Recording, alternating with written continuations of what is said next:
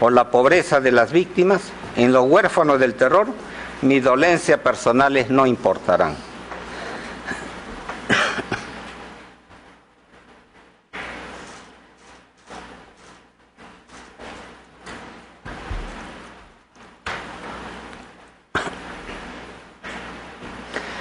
El Perú enfermo de pobreza, de injusticia y de violencia. El Perú y los peruanos a los que siempre escuché y por los que siempre trabajé incansablemente, será mi mayor motivación y mi más grande alivio.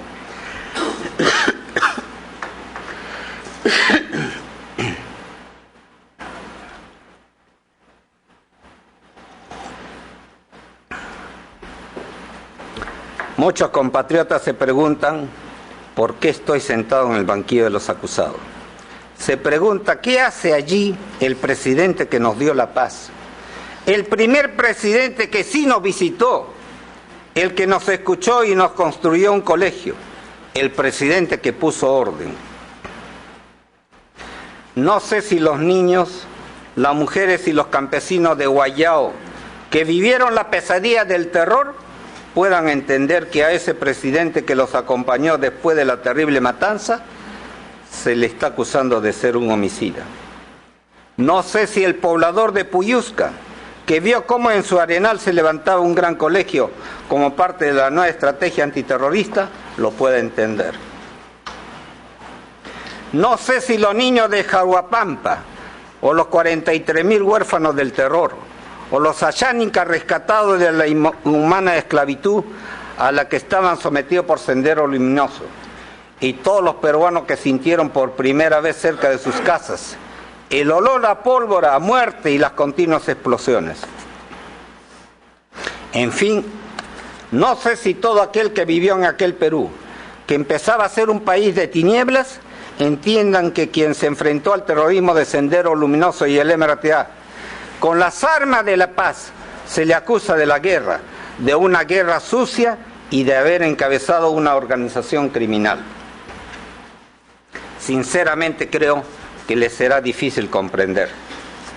Sin embargo, sé que al final la gente sencilla, esa que no sabe de teorías o doctrinas rebuscadas, sino de la justicia del sentido común, esa gente, en lo profundo de su corazón, sí me entenderá.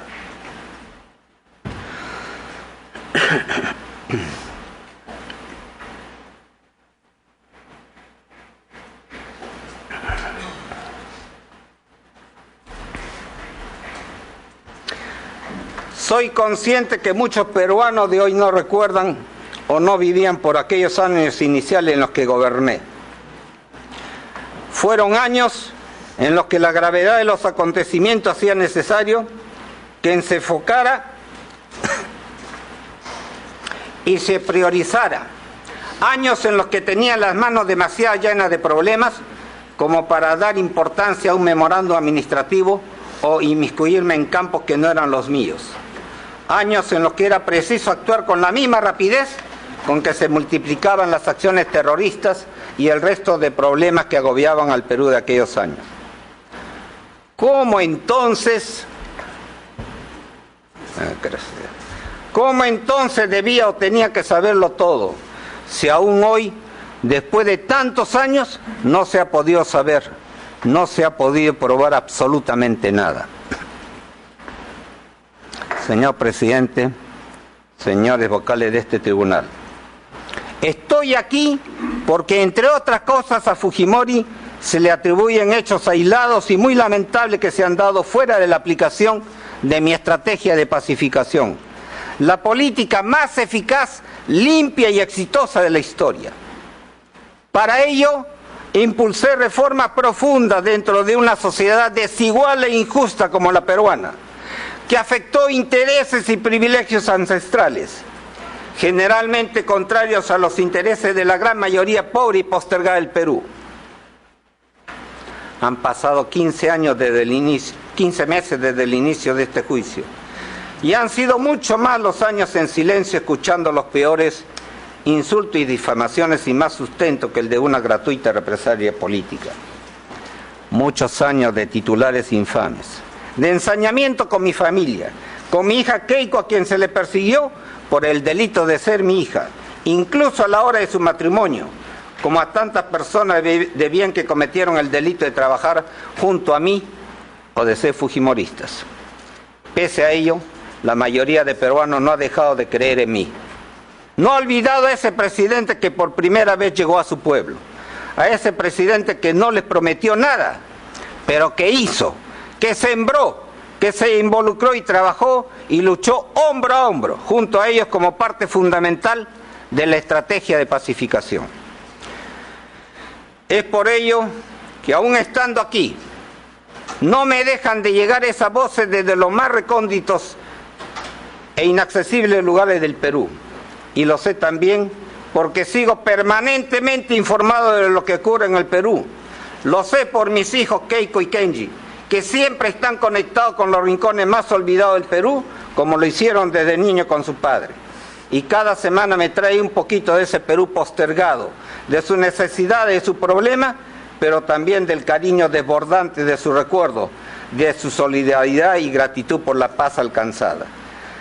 De ese Perú que ha sido y es mi principal motivación, desde esos rincones y parajes más apartados y remotos, es que me llega hasta aquí el grito más claro de mi inocencia. Es ese Perú marginado y excluido, que hizo posible que desde la nada yo asumiera con éxito el reto de ingresar a la política y a enfrentar el terrorismo. Mi visión del Perú, mi ingreso a la política.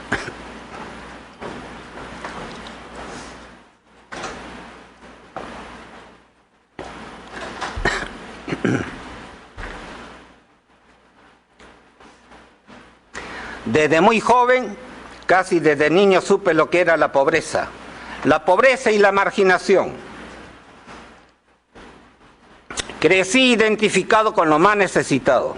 Viví junto con mi familia la discriminación racial. Esa que por una u otra razón fue siempre la actitud predominante de una élite privilegiada. De una élite de familias y grupos de poder que eran quienes decidían por el Perú. Pero también las que creían que el Perú era Lima y olvidaron durante años al Perú profundo y excluido de la gran mayoría, sobre todo al Perú de la sierra, de lo más pobre, así como al Perú de los conos. Pero si algo me hace ingresar a la política, es el reto que se me presenta de dar un viraje histórico a ese Perú injusto, de poder cambiar ese Perú.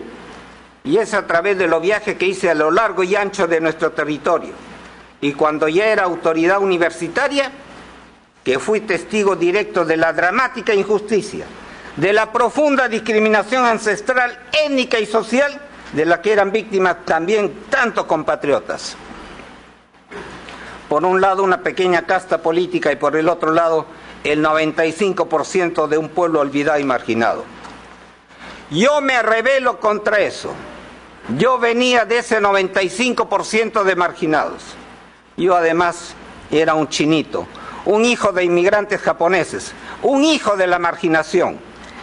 Esa marginación que fue y es el caldo de cultivo del resentimiento y la violencia. Yo sí los entendía. Ningún pueblo con alma podía resistir el dolor de ser tratado como paria, de ser el hijo no reconocido de su propia patria, de ser un marginado en su propia tierra. Yo me sublevo contra esa vieja injusticia que era la madre de la nueva violencia, concepto que inscribimos como principios básicos en el ideario de nuestro movimiento fundador Cambio 90, en lo referido a la lucha contra el terrorismo. Yo quería hacer ese cambio. Por eso cuando observaba al señor Vargas Llosa decirle al pueblo que él haría, como decía su eslogan, el gran cambio, yo pensaba, este señor, por más buenas intenciones que tenga, no va a hacer ese cambio. Él pertenece de alguna manera a esa misma casta que siempre gobernó al Perú. Entonces me hice el propósito de ingresar a la política, para romper esos esquemas que hacían que el drama de la violencia se repitiera cíclicamente. El Estado, que era el que debía de haber sido la personificación del espíritu de todos los peruanos, era en realidad un ente ajeno, fuente inagotable de recursos y privilegios para unos pocos, mientras que por otro lado marginaba a los grupos menos favorecidos. Esa actitud centralista es la que en esencia heredó la partidocracia y los políticos tradicionales. Habían cambiado las formas, los discursos, pero no la esencia de la injusticia ancestral. Sus gobiernos hacían cambios superficiales, cambios sin racionalidad ni coherencia. Era pues una constante que se había acumulado a lo largo de los diferentes gobiernos.